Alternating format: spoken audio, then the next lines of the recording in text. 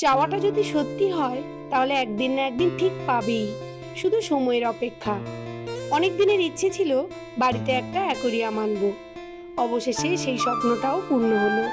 তবে আমি যে অ্যাকোরিয়ামটা আনবো ভেবেছিলাম সেটা সাধারণ অ্যাকোরিয়াম নয়, সেটা হলো একটি প্ল্যান্টেড অ্যাকোরিয়াম, যেখানে শুধু রঙিন মাছ নয়, জলের নিচে জীবন্ত সবুজ গাছপালাও একসঙ্গে। এই প্ল্যান্টেড অ্যাকোরিয়াম আনার পর আমার ঘরের এক কোণে তৈরি হয়েছে প্রকৃতির এক টুকরো পৃথিবী।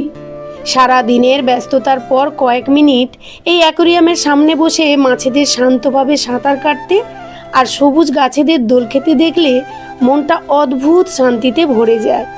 সত্যি, প্রকৃতির এতটুকু ছোঁয়া ঘরের পরিবেশকেই বদলে দেয়। ড্রয়িং রুমটাও এখন অনেক বেশি প্রাণবন্ত, সতেজ আর নান্দনিক লাগে। অনেকের বিশ্বাস, বাস্তুশাস্ত্র ও ফেংশুই অনুযায়ী সঠিক স্থানে অ্যাকোরিয়াম রাখলে ঘরে ইতিবাচক শক্তির প্রভাব বাড়ে, শান্তি, সৌভাগ্য এবং সমৃদ্ধির পরিবেশও তৈরি হয়।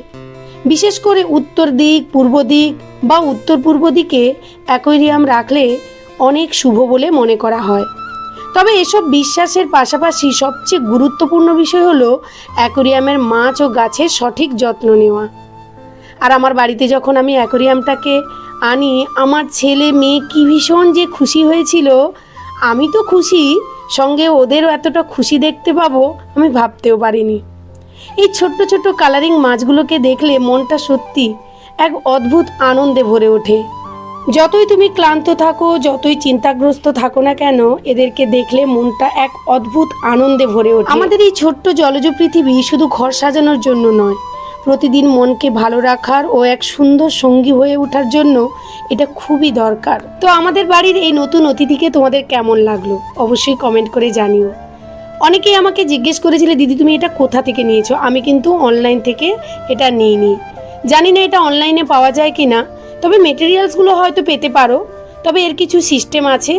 আমি যে দাদার থেকে নিয়েছিলাম, আমাদের হলদিয়ায় 13 মোড়ে এই দাদার মৌসুমি এন্টারপ্রাইজ শপ আছে। এখানে গেলেই তোমরা নর্মাল অ্যাকোরিয়ামও পাবে, প্ল্যান্টেড অ্যাকোরিয়াম পাবে, আরও ভ্যারাইটিস অ্যাকোরিয়াম দাদাভাই বানিয়ে দেয়। এই যে একটা জিনিস দেখছো, এটাকে টেরারিয়াম বলে। এই টেরারিয়াম হলো কাঁচের জারের মধ্যে একটা সুন্দর সবুজের পৃথিবী।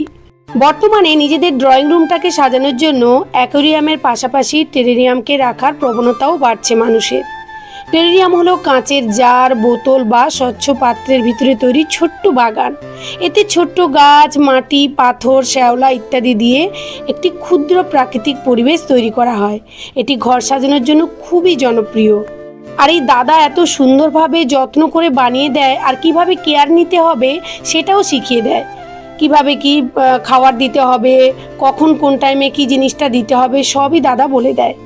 দাদার ফোন নাম্বার দেওয়া থাকলেও তোমরা চাইলে কন্ট্যাক্ট করতে পারো।